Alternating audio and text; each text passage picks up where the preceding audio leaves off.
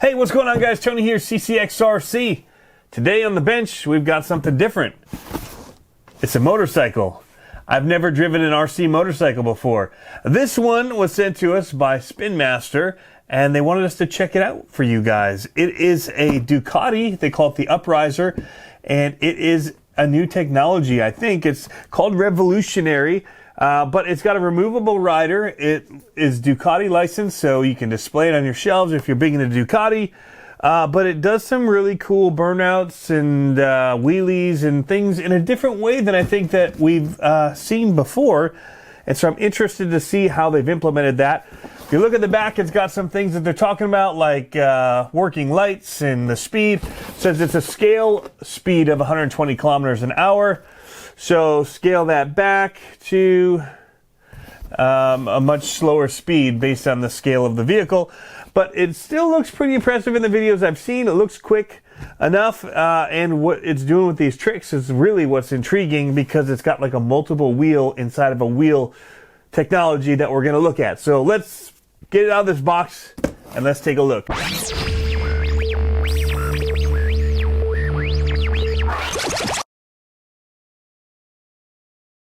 Let's see, it says 45-minute run time.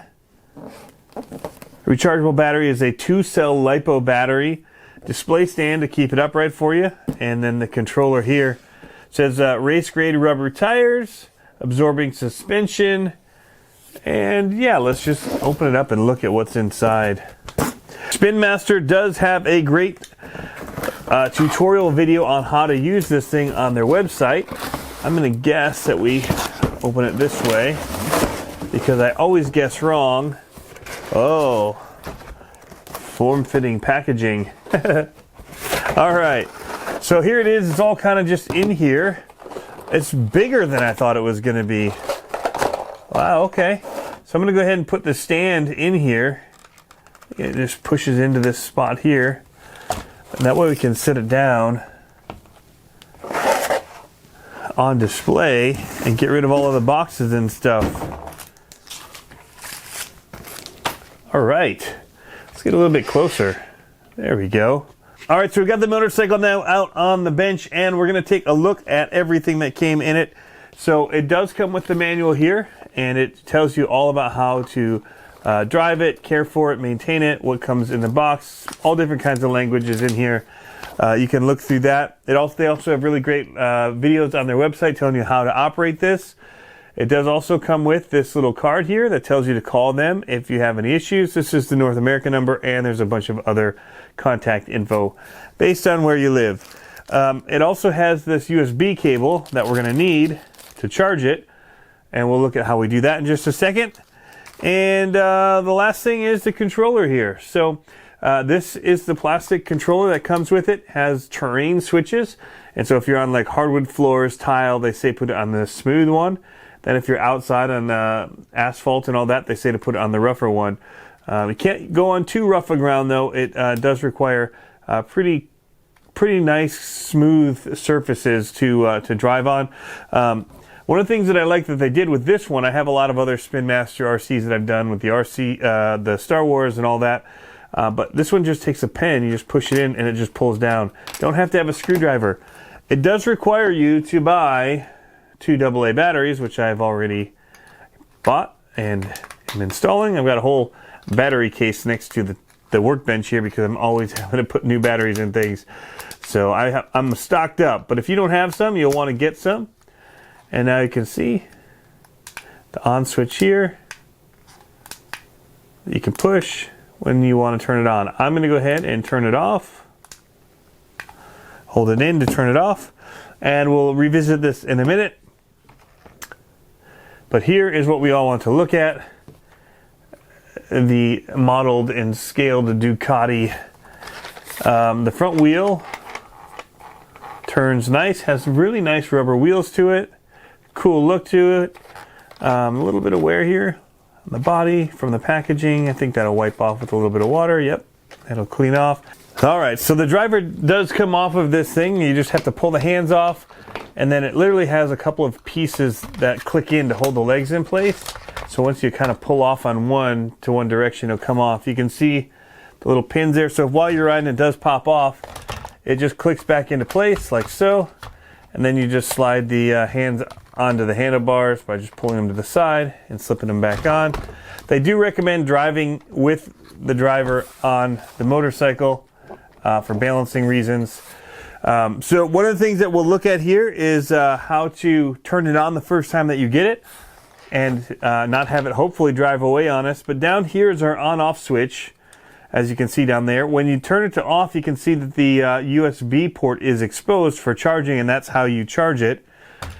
So when you go to start it, you put it on a level surface, and then they say to either hold it by the head or the back here, because you've got to get it to work the auto leveling system. So we're going to go ahead and just switch it to the on position, holding on to it. And it's going to work out its level.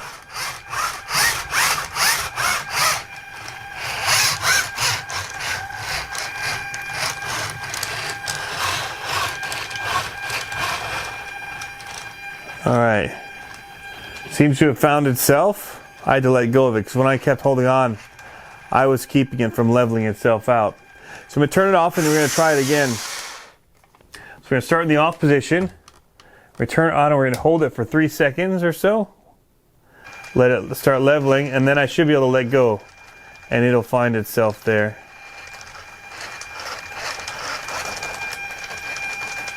There it is.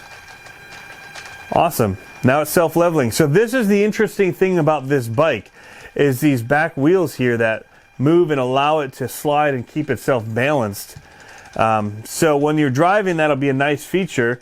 Go ahead and now is when you turn on the controller. I'm going to just get my hand here just in case. And it'll allow us to back up, go forward. This is the wheelie button, but it's also the drift button. So at a standstill, if you hold it, it'll go into a wheelie mode. I don't know that I should do that on the desk, but there's a lot of things I shouldn't do. So we're going to go ahead and we're going to hold the button and see what happens. Okay, we're up. And we're off. So we did good. So that would be probably the thing that you don't recommend doing right away, is what I just did. But we want to test it out a little bit. All right, so we're going to turn it back on, holding it. Let it find itself. Now the interesting thing with this is they recommend turning it on before the controller, and then you turn the controller on. So it's different than most of our RCs, and it does flash when it binds, and now we've got solid light. So the lights mean different things. We've got solid light now, but when they also are flashing, it means your battery is low. So it does do burnouts. We're going to try one more time here and see what happens on the bench. But you just turn this and it'll start doing burnouts in position. And you can speed that up by accelerating it while you're doing it. So we're not going to do too much on this desk because it's a little bit sketchy on here. It's not a very big area to drive a motorcycle. We're just kind of keep it in line here. So that's pretty cool, I'm not going to lie. So with this, you do have reverse, you have forward, and then you have turning left and right here. You can see it kind of pivot it. But it's also for burnout. So if you start it on the ground and just get it doing circles and then you accelerate, it'll increase the speed of the burnout. So it's like a different mode. It's not normal steering. And then while you're driving, if you hold down the button that we used for the wheelie a second ago, it'll do drift turning. So if we're driving and we turn, it'll allow it to slide that back end out while we're driving. So, whoops. I got it in a wheelie again. Not sure how to get it out of the wheelie, but you can actually go left and right while doing the wheelie. So we're going to try our skills here on the bench with just normal. Whoops, stay on. There it is. I wonder if I hit it again. Oh yeah, it stopped. Oh, I saved it. Saved it. Okay, so you hit the wheelie button again, it comes down, but then it kind of accelerated out of it. Okay, I really want to get this out and play with it. So that's about as much as I can show you here on the bench, other than getting in here and being risky and taking my hand off the controller to show you what these wheels are doing. It's really neat how it's balancing itself here. So that's on a typical motorcycle tire. I mean, the treading is basically extra wheels that are all spinning and allowing it to keep its balance. See that? You can see them spin when you turn. So I'm going to pull it forward a little bit, and then we can do a little more turn here. So it does have some slower control that you can do that's kind of precise. I know I've seen a lot of people recommend stuff the first time they get them out, but I'm thinking it looks pretty controlled to me. And it's kind of cool how it's just sitting there balancing, and I don't have to do anything. So, all right, so that's about all we're gonna do here on the bench. Let's get him out there and give him some run time on the road. Okay, so we've got out here. We're gonna get it all powered up, starting with the RC itself, the motorcycle. Turn it on, hold it here level, let it get itself worked out. Turn on the controller. We've set it to the rough setting because the road's not perfectly smooth. It's pretty good though. Got my 2 cameras going for it. Oh yeah, it's pretty quick. Try drifting it. Oh, held it too hard, too long. It goes. Reset the controller to it. I think we're good again. All right. Let's see, yeah, there we go. Whoopsie. This takes a little getting used to it. There it goes. Throw it in reverse. There it goes.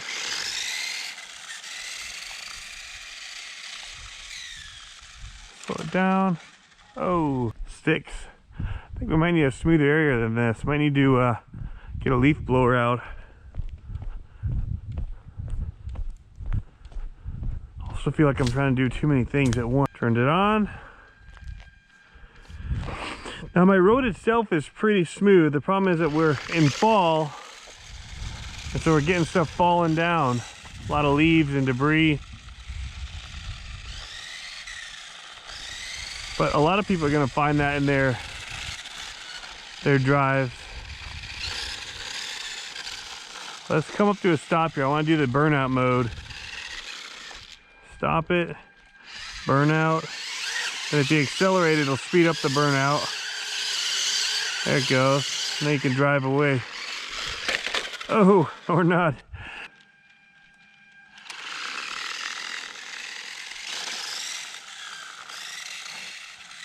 So it does want to go fast, but I think the distance is about 125 feet, it said.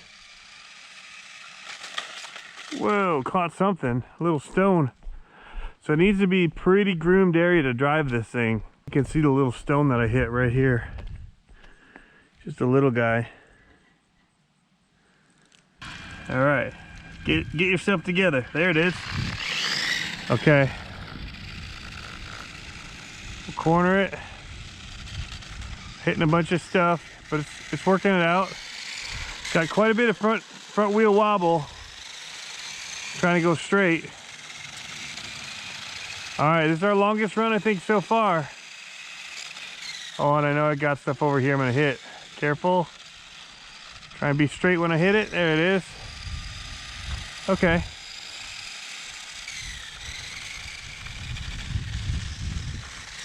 Not bad.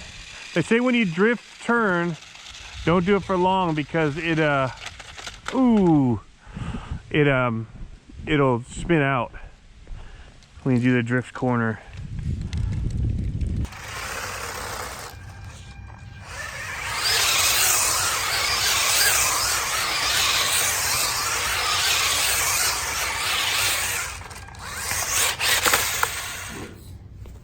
I cannot get the wheelie in here.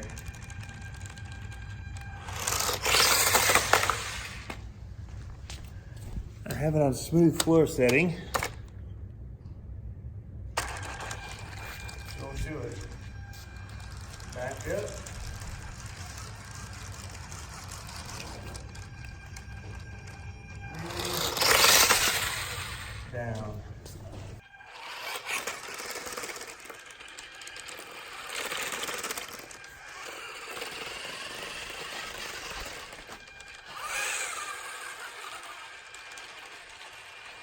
That spin around.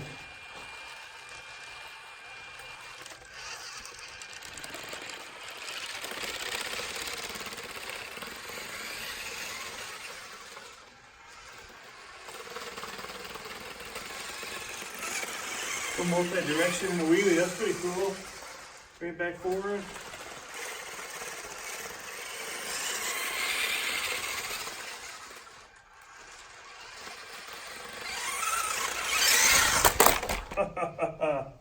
Dropped it.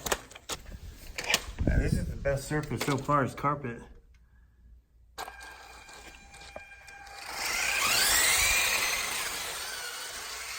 Even turns a lot tighter.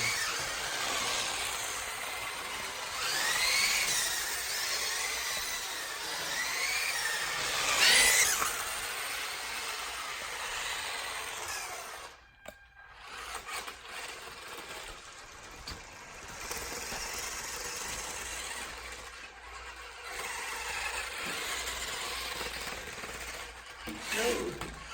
Back off it, you got it.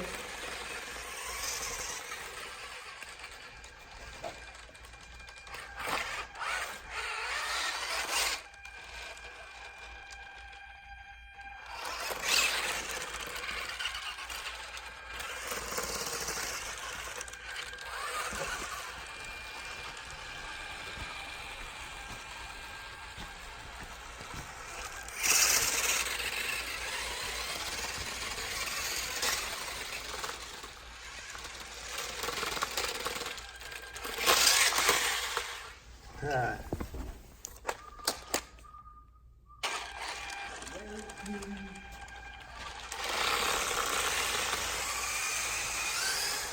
It turns way better.